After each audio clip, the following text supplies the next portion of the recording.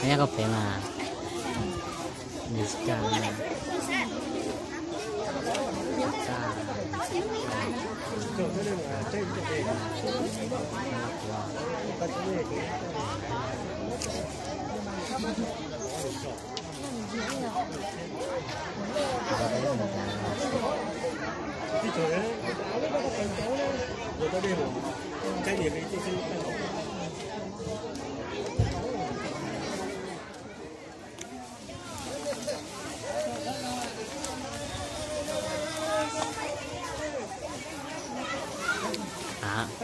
Sinh cái này bây giờ thôi, chỉ có cũng ra thì sai cả là nó chỉ Này chúng có phiếu à? Đây cái xe đẹp quá mà dắt về dắt không phải được không?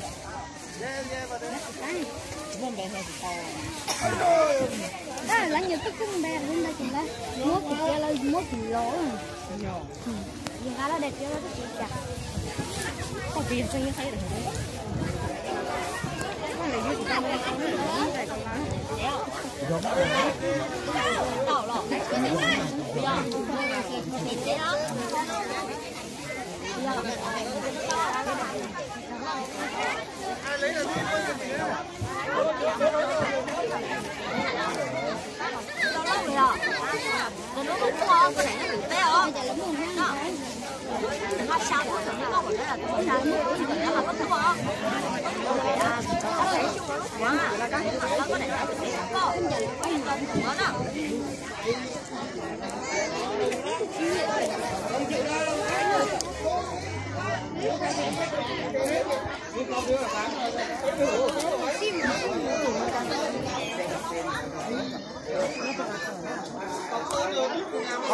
đỏ Nhận phiếu phát quà. bà cho nhanh tôi đọc tên nào Không, đọc tên đâu đó. Muốn bê rồi mà.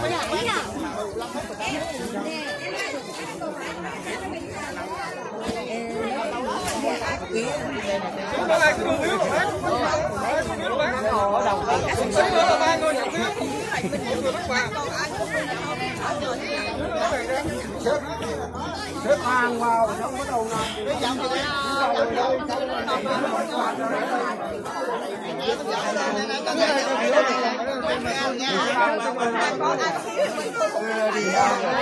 Nhận phiếu bay dưới này cũng là thêm được.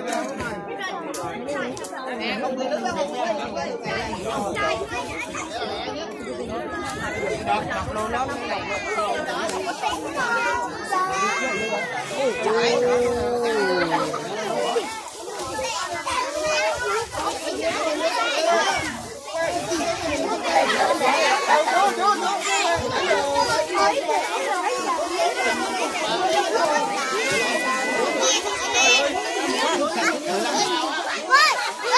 cái đấy nhiều tôi cũng xin nó là lắm lấy lại gì con rồi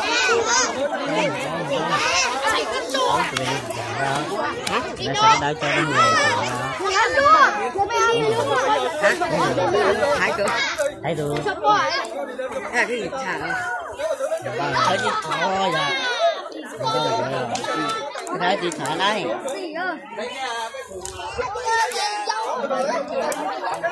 nói chung là nhẹ được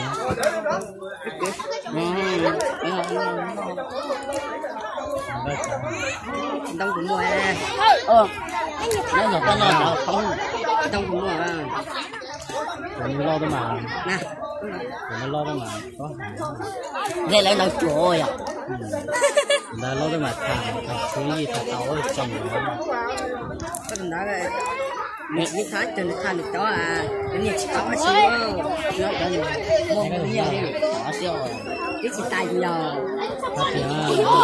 rất tệ đấy ở bách tệ đấy à nhưng mà sẽ có được lỗ thành nhân nhân đã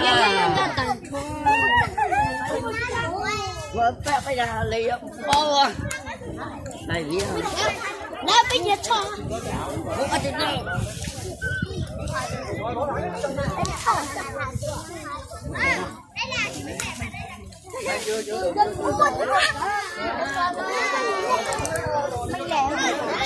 là thương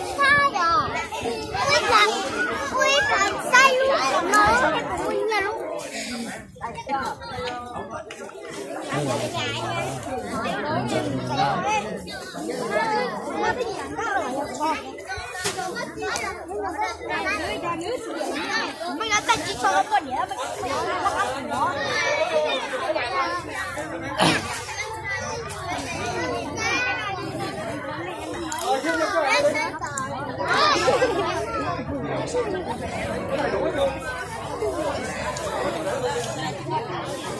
cái này để cho này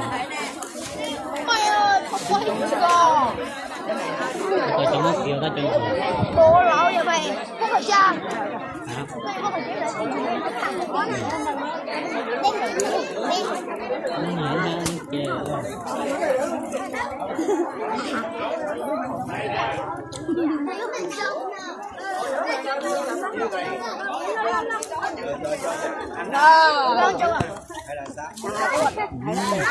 đó là con tiêu á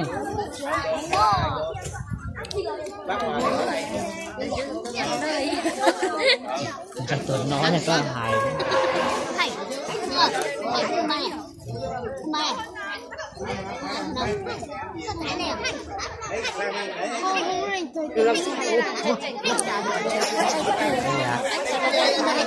anh phải tặng con xoan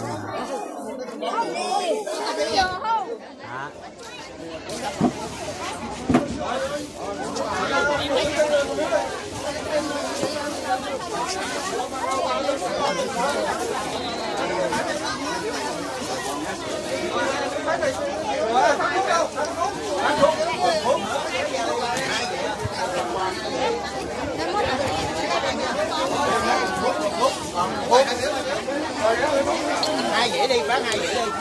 Bán hai dĩa. Cái này thuốc bổ ha. Rồi thuốc bổ người lớn tự uống nha. Thuốc bổ người lớn tự uống.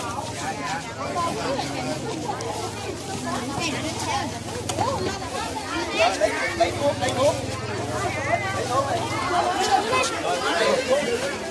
Thuốc bổ người lớn tự uống nha. Một ngày uống 2 viên. Uống 10 ngày. 2 dĩa. Nha. Một ngày 2 viên. Sáng chưa? Uống 10 ngày. Thuốc bổ.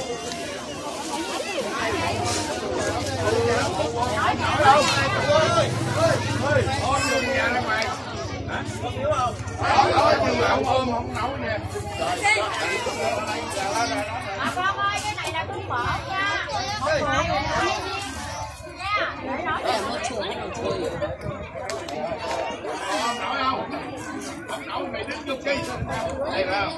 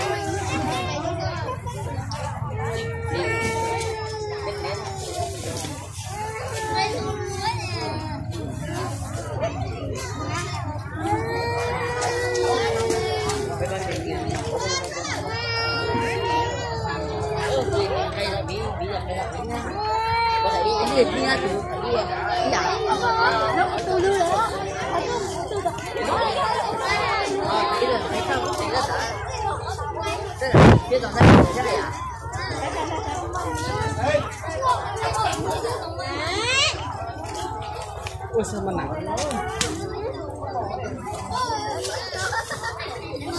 quá Có trụ à? Phải đây ra. Ở đây.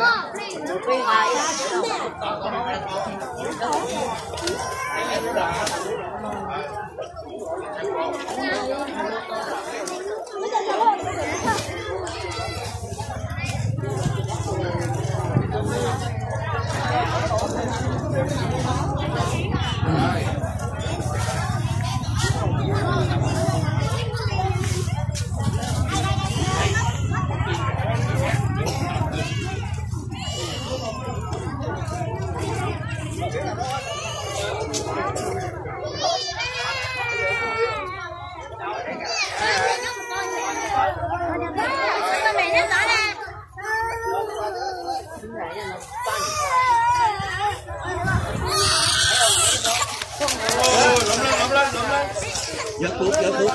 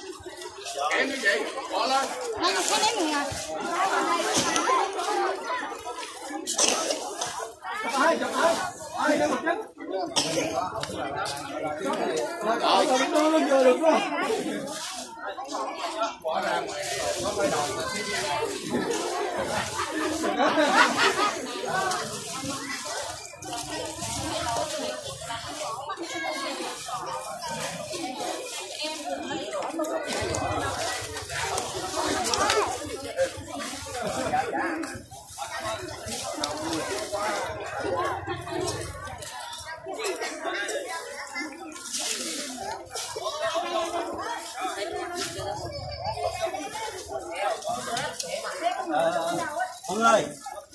Vâng vâng.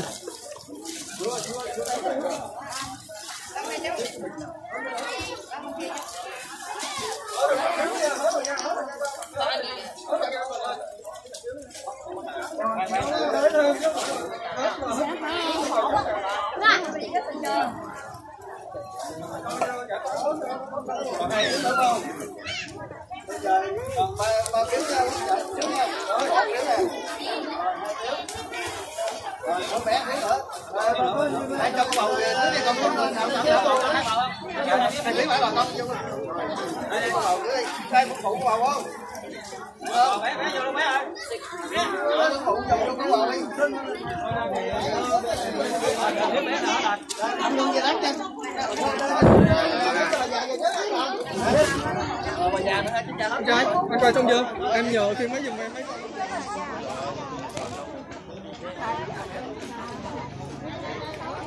Bắt đều, bắt đều.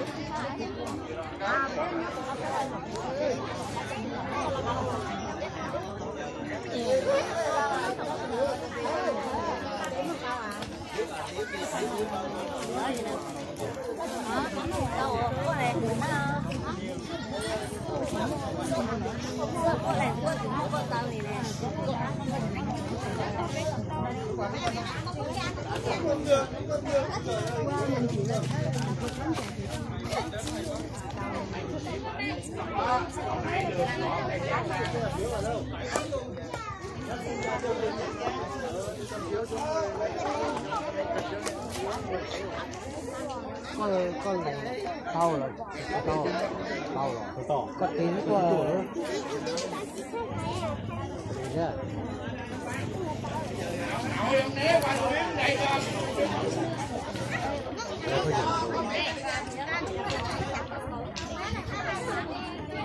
Cháu ơi,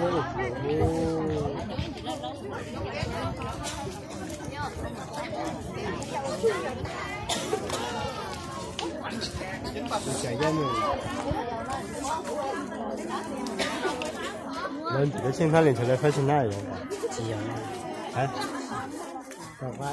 Bây giờ nó phải là thì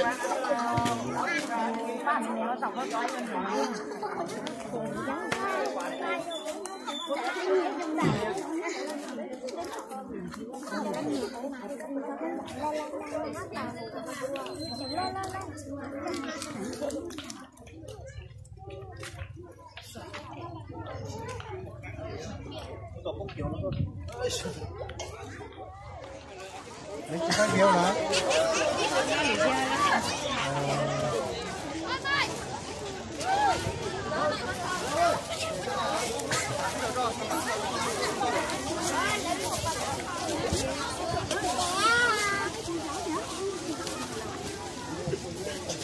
Ôi. Thích nhiều.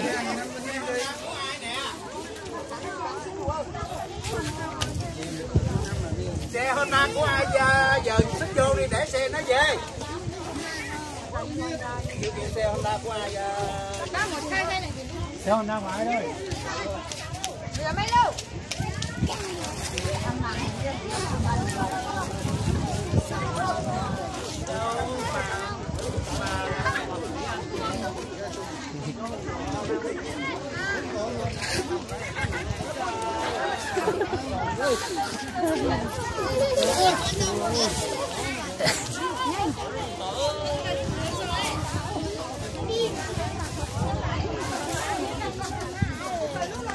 dọn hết đi nhá, đừng có để cái nào ở đây khó dọn lắm nhá. Cái này dọn hết đi đi.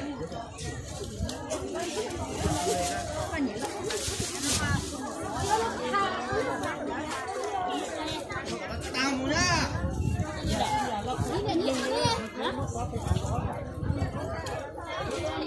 Đừng lùm quá. Nó chơi cái khó để nó chưa tìm sai hơn.